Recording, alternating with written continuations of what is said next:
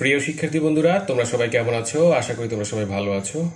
আর আজকে আমরা phrase and ওয়ার্ডস নিয়ে আলোচনা করব। আর ফ্রেজ অ্যান্ড ওয়ার্ডস এর পার্ট 2 নাম্বার হচ্ছে আজকে। আর তোমরা যারা পার্ট 1 করোনি এখনো, তোমরা সবাই পার্ট 1টা করে আসবে এবং প্রত্যেকটা রুলস টানা মুখস্থ করবে, তাহলে তোমরা পরীক্ষায় আসা প্রশ্নের সমাধান করতে পারবে। আর বোর্ড কোশ্চেন অবশ্যই দিয়েছি, তোমরা দেখে নেবে বোর্ড কোশ্চেন কিভাবে সলভ করতে হয়, এবং there was good technique and best technique for with you. So তোমরা কি করবে, সেখান থেকে প্রশ্নের টেকনিকটা শিখে নেবে, তাহলে পরীক্ষার রেজাল্ট ভালো করতে পারবে, পরীক্ষায় ভালো করতে পারবে। সো চলো আমরা প্রথম রুলস দিতে চলে যাই। রুলস নাম্বার 1 এ দেখো, লেট অ্যালোন। প্রথম রুলসটা হচ্ছে কি, লেট অ্যালোন। লেট অ্যালোনের কথা হচ্ছে, লেট অ্যালোন অর্থ হচ্ছে চিন্তাই করা যায় না বা প্রশ্নই ওঠে না বা দূরের কথা, এরকম বাক্যে এটি ব্যবহৃত হয়ে থাকে। সো লেট অ্যালোন কোথায় কোথায় ব্যবহৃত হয়ে থাকে? চিন্তাই করা যায় না বা প্রশ্নই ওঠে না বা দূরের কথা, এরকম অর্থে লেট অ্যালোন ব্যবহৃত হয়ে থাকে। সো আমরা উদাহরণে চলে যাই, example. So I can't walk 5 miles at a street.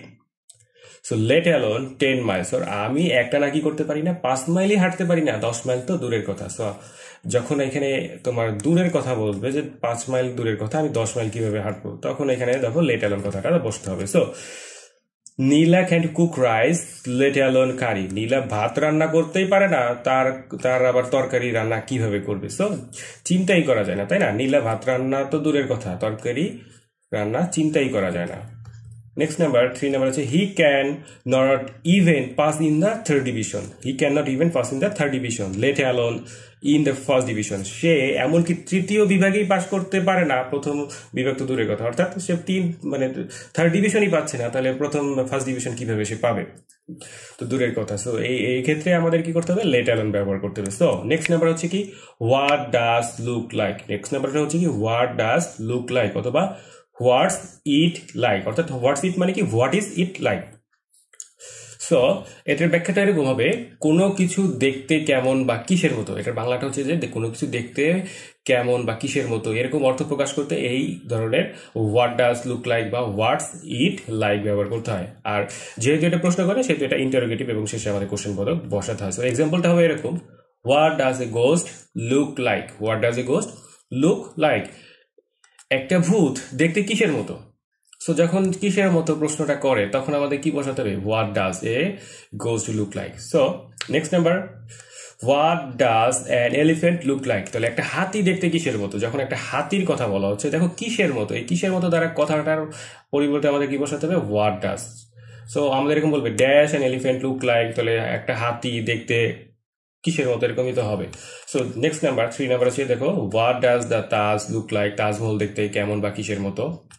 So what's it like having bath in a pond. So পুকুরে গোসল করাটা কেমন? What's it like having bath in a pond. So পুকুরে গোসল করাটা কেমন?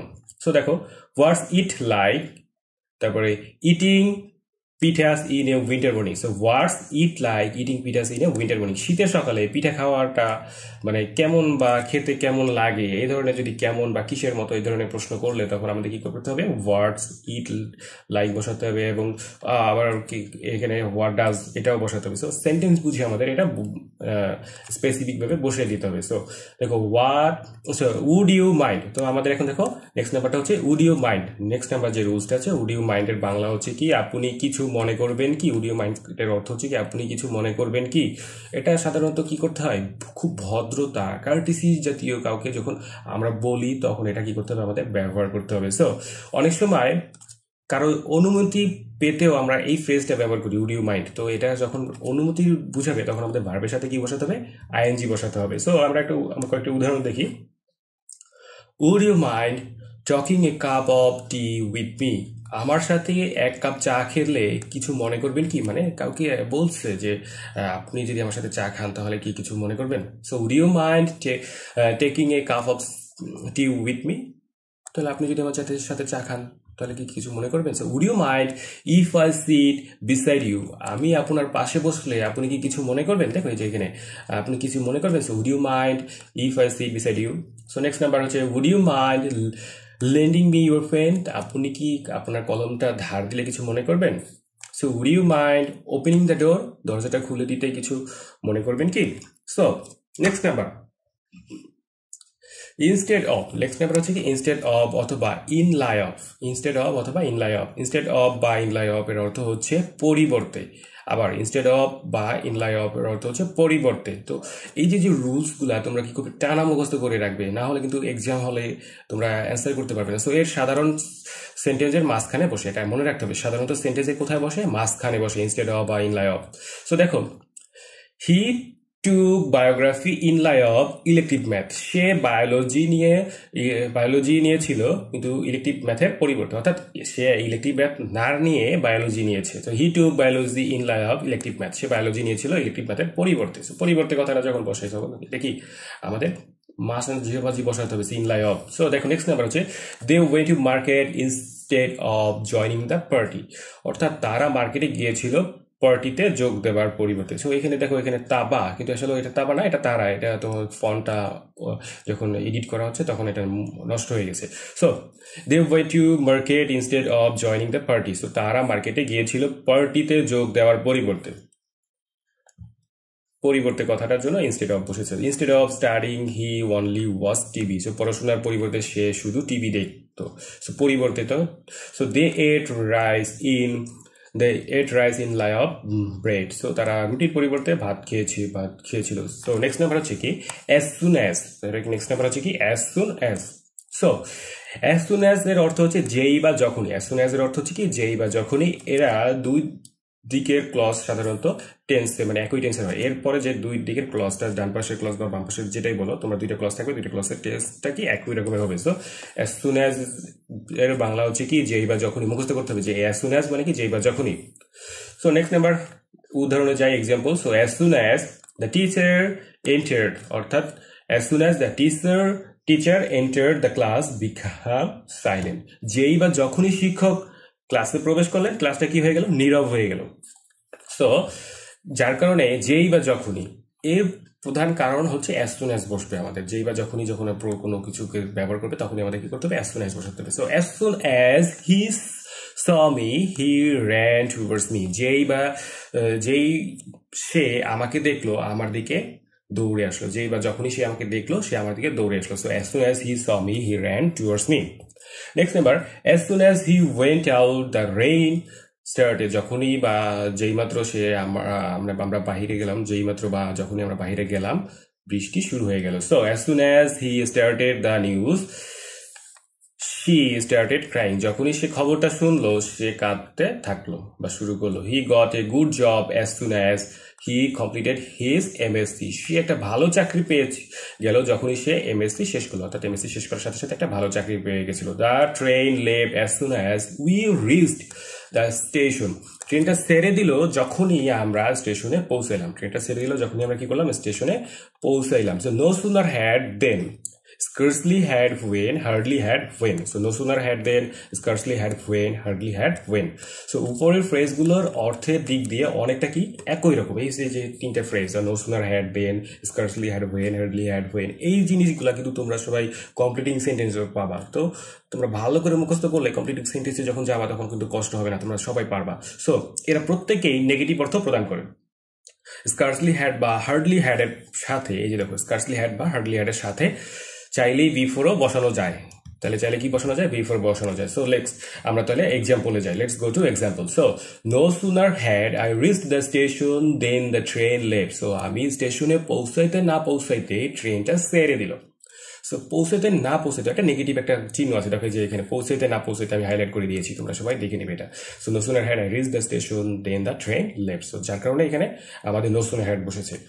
Okay, scarcely had the teacher entered into the classroom, the bell rang. শিক্ষক শ্রেণীকক্ষে প্রবেশ করতে না করতে ঘন্টা বেজে যায়। অনেক সময় আসে না, শিক্ষক লেট করে আসে আর প্রবেশ করার সাথে সাথে ঘন্টা বেজে যায়। সো এরকম আমার স্কুল জীবনে হয়েছিল। So scarcely had the teacher entered into the classroom, the bell rang. So এই যে প্রবেশ করতে না করতে যার কারণে ঘন্টা বেজে গেল, scarcely had. So next number, hardly had. So she sat on the sofa, she fell asleep. অর্থাৎ সোফার উপরে বসতে না বসতেই তিনি ঘুমিয়ে পড়লেন। অর্থাৎ সোফার উপরে বসতে না বসতে কি আচ্ছা এই দেখো hardly had she sat on the sofa, she fell asleep. অর্থাৎ সোফার উপরে বসতে না বসতে সে ঘুমিয়ে পড়লেন। So no sooner had the police seen the thief, he ran away. Police চোরটাকে দেখতে না দেখতে সে দৌড়ে পালালো। Scarcely had the doctor come, the patient died. অর্থাৎ ডাক্তার আসতে না আসতেই রোগীটি মারা গেল, অর্থাৎ আসতে না আসতেই। দেখো, no sooner had Abir completed his MBA, he got a good job. Abir MBA শেষ করতে না করতেই ভালো একটা চাকরি পেয়ে গেল। So next number দেখো, in order to বা with a view to, in order to অথবা with a view to। So in order two বা উইথ আ ভিউ টু এর অর্থ হচ্ছে উদ্দেশ্য। একটা জিনিস খেয়াল রাখতে হবে যে in order two with a view to এর অর্থ হচ্ছে কি উদ্দেশ্য। তবে ইন অর্ডার টু এর পরে ভার্ব এ প্রেজেন্ট ফর্ম বসলেও উইথ আ ভিউ টু এর পরে ভার্বের সাথে কি বসে আইএনজি, অর্থাৎ ইন অর্ডার টু এর সাথে ভার্বের প্রেজেন্ট ফর্ম বসে, কিন্তু উইথ আ ভিউ টু এর সাথে কি বসে আইএনজি বসাতে হবে। উইথ আ ভিউ টু এর সাথে কি বসাতে হবে আমাদের আইএনজি বসাতে হবে। So remember and memorise this one. So next আমাদের এক্সাম্পলে আসি। So he went to market in order to buy some vegetables. সে কিছু শাকসবজি কেনার জন্য বা কেনার উদ্দেশ্যে বাজারে গেছে। সো যখন উদ্দেশ্যে কথা বসবে তখন আমাদের কি করতে হবে, ইন অর্ডার টু বসাতে হবে। So he went to market in order to buy some vegetable. সে কিছু শাকসবজি কেনার উদ্দেশ্যে বাজারে গিয়েছিল। So Nafis went to Dhaka with a view to getting a good job. Nafis কি করলো, একটা ভালো চাকরি পাবার উদ্দেশ্যে ঢাকায় গিয়েছিল। দেখো, উদ্দেশ্যে সে কেন ঢাকায় গিয়েছিল, একটা চাকরি পাবার উদ্দেশ্যে। So Nafis went to Dhaka with a view to getting a good job. So দেখো next number, he exercise regularly in order to maintain good health. So he exercise regularly in order to maintain good health. সে ভালো স্বাস্থ্যের ধরে রাখার উদ্দেশ্যে নিয়মিত কি করতো, ব্যায়াম করতো। So Nila work hard with a view to fulfilling her dream. So Nila তার স্বপ্নগুলো পূরণের উদ্দেশ্যে কঠোর পরিশ্রম করতো। সে কঠোর পরিশ্রম করে কেন, যাতে সে স্বপ্ন পূরণ করতে পারে। So the boy plant trees in order to get fruits. ছেলেটা ফল পাবার উদ্দেশ্যে গাছ লাগায়, অর্থাৎ ছেলেটা কেন গাছ লেগেছিল, উদ্দেশ্যে একটা ফল পাবে। So in order that so that, in order that so that, অর্থাৎ উভয়ের অর্থ হচ্ছে কি একই ধরনের অর্থ, যাতে। এর অর্থ হচ্ছে কি in order that so that, এটা হচ্ছে কি যাতে। এদের পরে ক্লজ এর সাবজেক্টের সাধারণত কি বসবে, সাবজেক্টের সাধারণত কি বসে, সাবজেক্টের পরে ক্যান, কুড, মে, মাইট ইত্যাদি বসবে। অর্থাৎ এই যে পরে ক্লজ থাকবে, ক্লজের সাবজেক্টের পরের যে সেন্টেন্সটা সেটা হচ্ছে ভার্বটা কি হবে, মডেল অক্সিলারি ভার্ব, এবং ক্যান, কুড, মে, মাইটটা আমাদের বসাতে হবে। সো এক্সাম্পলটা হবে এরকম, we eat so that we may live. আমরা খাই যাতে আমরা বাঁচতে পারি। সো যাতে, সো দ্যাট, যাতে আমরা কি করতে পারি, বাঁচতে পারি। আমরা খাই কেন, আমরা যাতে বাঁচতে পারি, আমরা যেন বেঁচে থাকি। So he studies hard in order that he can pass the exam, অর্থাৎ he studies hard in order that he can pass the exam. So সে কঠোর পড়াশোনা করে যাতে সে কি করতে পারে, পরীক্ষায় পাশ করতে পারে। সে কেন পড়াশোনা করতেছে, যাতে সে কি করতে পারে, পাশ করতে পারে। যাতে কথাটা দ্বারা কি বসে, সো দ্যাট অথবা ইন অর্ডার দ্যাট বসাতে হবে। So Kartik started planting trees so that he could remove the suffering of people. Kartik বৃক্ষরোপণ শুরু করেছিল যাতে সে কি করতে পারে, মানুষের ভোগান্তি দূর করতে পারে। যাতে কথাটার জন্য আমাদের এখানে so that কথাটা ব্যবহৃত হয়েছে। দেখো, we should educate our children. So আমরা কি ভালো করে খেয়াল করছি, আমরা এটা মুখস্থ করার চেষ্টা করি, এটা পুশ করে তোমরা মুখস্থ করে ফেলবে, so that they can be true humans. So we should educate our children so that they can be true humans. অর্থাৎ আমাদের উচিত আমাদের সন্তানদেরকে শিক্ষিত করে তোলা যাতে তারা সত্যিকারের মানুষ হতে পারে। আমাদের বাবা মা আমাদেরকে শিক্ষিত করছে যেন আমরা মানুষ হতে পারি, আমরা যেন ভালো কাজ করতে পারি, আমরা যেন জীবনে কিছু করে খেতে পারি বা করে টিকে থাকতে পারি সার্ভাইভাল করার জন্য। So we should say no to corruption in order that Bangladesh may prosper. Okay, দুর্নীতিকে আমাদের না বলা উচিত যাতে বাংলাদেশ উন্নতি করতে পারে। So we should say no to corruption in order that Bangladesh may prosper. So next number রুলসটা হচ্ছে লিস্ট। নেক্সট নাম্বার রুলসটা হচ্ছে কি নিস্ট। লিস্টের অর্থ হচ্ছে পাশে ভয় হয় যে বা পাছে যদিও আবার, এটা অনেকটা তা না হলে এর মতো, অর্থাৎ পাছে ভয় হয় যে, এটা অনেকটা আবার তা না হলে এর মতো। লিস্ট যুক্ত সাবজেক্টের পরে অবশ্যই কি বসাতে হবে, মাইট অথবা শুড বসাতে হবে। আমরা ভালো করে মনে রাখবো যে লিস্টের অর্থ হচ্ছে পাশে ভয় হয় যে, আবার এটা অনেকটা কি তা না হলে এর মতো যে সেন্টেন্সটা আছে। তোমরা ব্যাকে গিয়ে তোমরা উদাহরণগুলো দেখে নেবে, রুলসগুলো পড়ে নেবে। সো লিস্ট যুক্ত এর সাবজেক্টের পরে অবশ্যই কি করতে হবে, মাইট অথবা শুড ব্যবহার করতে হবে। মাইট অথবা কি ব্যবহার করতে হবে, শুড ব্যবহার করতে হবে। সো উদাহরণটা এরকম আসবে, walk fast lest we should miss the train. জোরে হাঁটি পাশে ভয় হয় যে আমরা যেন ট্রেনটা মিস না করি বা মিস করি আমরা তাড়াতাড়ি হাঁটি যেন ট্রেনটা মিস না করি, অর্থাৎ পাশে ভয় হইতেছে যে ট্রেনটা মিস করে ফেলাই। So they called in a doctor lest he should feel more favour.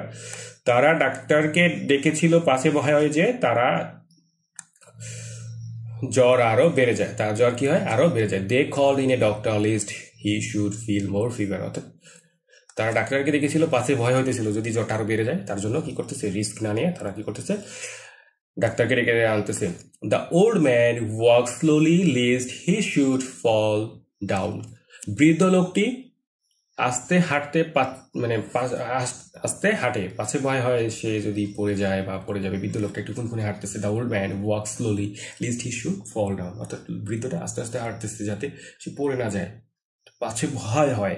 এই টাইপের যখন কথা আসবে তখন আমাদের কি করতে হবে, এই যে দেখো বৃদ্ধরা ভয় পাচ্ছে, তখন আমাদের লিস্ট কথাটা ব্যবহার করতে হবে। So next number, read more lest you might fall in the exam. বেশি করে পড়ো, তা না হলে তুমি কিন্তু পরীক্ষায় ফেল করবে, তা না হলে তুমি কি করতে হবে তো পরীক্ষায় ফেল করবে। সো লিস্ট কথাটা বসতে হবে। So try to go to the exam hall early lest you should not finish your writing. পরীক্ষা হলে তাড়াতাড়ি যেতে চেষ্টা করো, পাশে যদি তুমি আবার দেরিতে লেখা শেষ করতে পারবে না, যদি দেরিতে যাও তাহলে কি করতে পারবে লেখা শেষ করতে পারবে না। সো এই জন্য লিস্ট বসতে হবে। সো নেক্সট নাম্বার হচ্ছে কি, দেখো don't eat stale food don't eat stale food lest you might fall sick. So বাসি খাবার খেও না, তা না হলে কি হবে তুমি অসুস্থ হয়ে পড়তে পারো। So don't eat stale food lest you might fall sick. বাসি খাবার খেও না, তা না হলে কিন্তু তুমি অসুস্থ হয়ে পড়বে, অর্থাৎ বাসি খাবার খেলে কিন্তু তুমি অসুস্থ হয়ে পড়বে। সো নেক্সট রুলসটা হচ্ছে কি used to. So use to সাধারণত কি করতে হবে, অতীত বা বর্তমানে কোনো অভ্যাস বোঝাতে বসবে। সো আবার বলতেছি, ইউজ টু কোথায় বসাতে হবে, অতীত বা বর্তমানে কোনো অভ্যাস জাতীয় কর্ম বোঝাতে আমাদের এটা ব্যবহার করতে হবে। যদি কেউ কোনো কিছুতে অভ্যস্ত ছিল বা অভ্যস্ত আছে এরকম অর্থ প্রকাশ করতে এটি ব্যবহৃত হয়ে থাকে।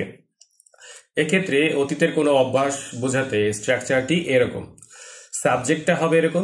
দেখো অতীতের কথার ক্ষেত্রে ইউজ টু যখন অতীত কোনো অভ্যাস বোঝাতে যদি হয় তখন আমাদের কি করতে হবে, subject plus use to plus ভার্বের প্রেজেন্ট ফর্ম প্লাস এক্সটেনশন। আবার মুখস্থ করে ফেলো, subject plus use to plus ভার্বের প্রেজেন্ট ফর্ম প্লাস এক্সটেনশন।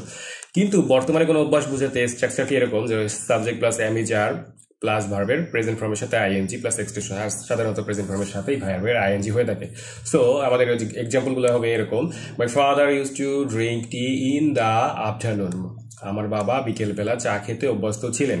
এটা কি অতীতের একটা অভ্যাসকে বুঝেছে না? My father use to drink tea in the afternoon, আফটারনুনের কথা বলা হচ্ছে যে আমার আব্বা সাধারণত কি করতেন, বিকেলবেলা চা খেতে অভ্যস্ত ছিলেন। So I am use to walking in the morning. আমি সকালবেলা হাঁটতে অভ্যস্ত, বর্তমানে অভ্যাস বোঝাইছে। আমি কি করি, সাধারণত সকালবেলা হাঁটতে খুব পছন্দ করি। নেক্সট নাম্বার হচ্ছে Sylvia is not use to. So use to এখানে কেন বসেছে, chatting with boys. So Sylvia is not use to chatting with boys, অর্থাৎ সিলভিয়া ছেলেদের সাথে গল্প করতে অভ্যস্ত না, অভ্যস্তের কথা বলা হয়েছে। দেখো Munni use to study at late night. Munni use to study at late night. Munni গভীর রাতে পড়তে অভ্যস্ত ছিল। So she have use to smoke. She have ধূমপান করত। So mother is use to making pithas. মা পিঠা বানাতে অভ্যস্ত। Mother is use to making pithas. মা কি পিঠা বানাতে অভ্যস্ত।